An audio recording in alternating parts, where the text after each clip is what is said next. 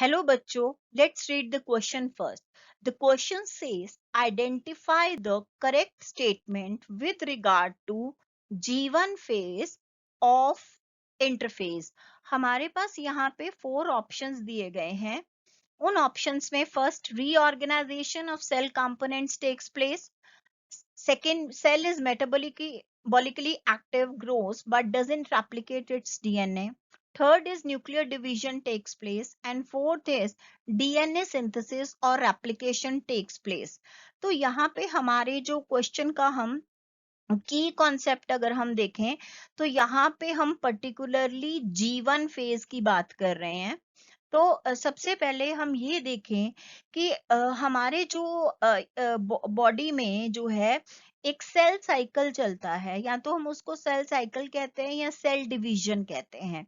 तो ये जो सेल डिवीजन है इसमें सीरीज ऑफ इवेंट्स होते हैं जो कि अल्टीमेटली एक तो सेल की मेच्योरिटी पे लेके जाते हैं, और दूसरा जो है वो डिवीजन होती है जिसमें कि जेनेटिक मटेरियल जो है वो भी डुप्लीकेट होता है. तो हम यहाँ पे कह सकते हैं इन सेल डिविजन्स की वजह से डुप्लीकेशन ऑफ जीनोम, यानी जो भी जेनेटिक मटेरियल उस ऑर्गेनिज्म में प्रेजेंट है तो उसका जो है डुप्लीकेट बनता है. तो जेनेटिक मटेरियल का डुप्लीकेशन जो है वो एक स्टेप हो गया. दूसरा यहाँ पे जो है ऑर्गेनालीज सिंथेसाइज होती हैं. तो जो भी सेल ऑर्गेनालीज हैं जिनको जरूरत है सेल में वर्क करने के लिए, तो वो ऑर्गेनालीज जो हैं ड्यूरिंग ये डिविजन्स के प्रोड्यूस होती हैं. तो अब अगर हम यहाँ पे देखें हमारा जो यूकैरियोट्स जो हैं उनमें अगर हम बात करें पर्टिकुलरली, तो यूकैरियोट्स के अंदर जो हमारी दो डिविजन्स हैं, एक को हम लोग कहते हैं इंटरफेज और जो दूसरा है उसको हम कहते हैं एम फेज. तो यहाँ पे जो इंटरफेज है एक्चुअली ये रेस्टिंग फेज है. तो ये जो रेस्टिंग फेज है यहाँ पे सेल अपने आप को प्रिपेयर कर रहा है, और वो प्रिपेयर किस चीज के लिए कर रहा है? डिवीजन के लिए. तो अब यहाँ पे ये जो इंटरफेज है ये 3 फेजेस में डिवाइडेड है. एक को हम कहते हैं G1 फेज, और हम इसको गैप 1 भी बोल सकते हैं. फिर सेकेंड हमारे पास जो है वो है S फेज, जिसको हम सिंथेसिस फेज कहते हैं. और तीसरा हमारे पास है G2 फेज,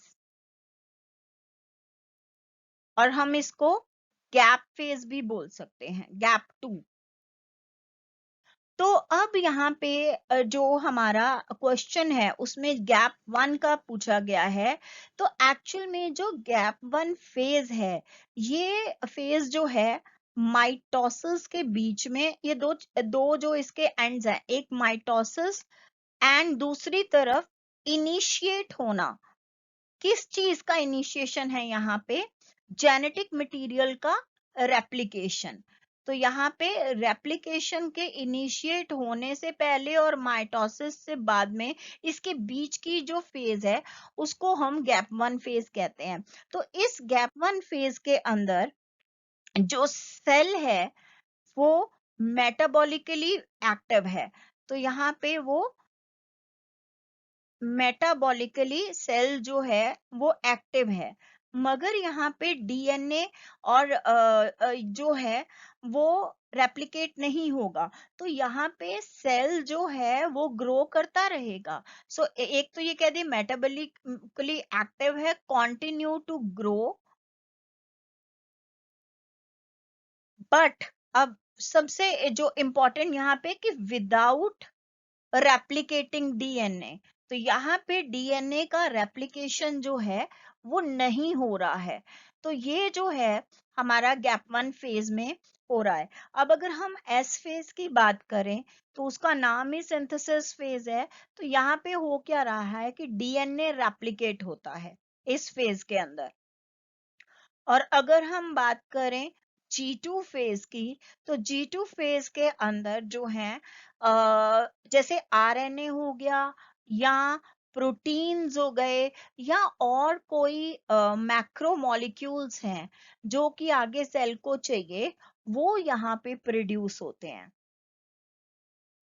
तो जो हमारा जो क्वेश्चन है उसके हिसाब से कि हमने करेक्ट स्टेटमेंट जो है रिगार्डिंग G1 फेज, वो हमारी है कि सेकंड स्टेटमेंट, स्टेटमेंट बी, कि सेल जो है वो मेटाबॉलिकली एक्टिव है,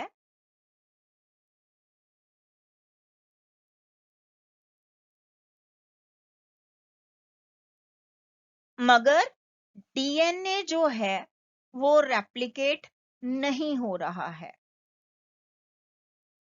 I hope you understood it well. Best of luck.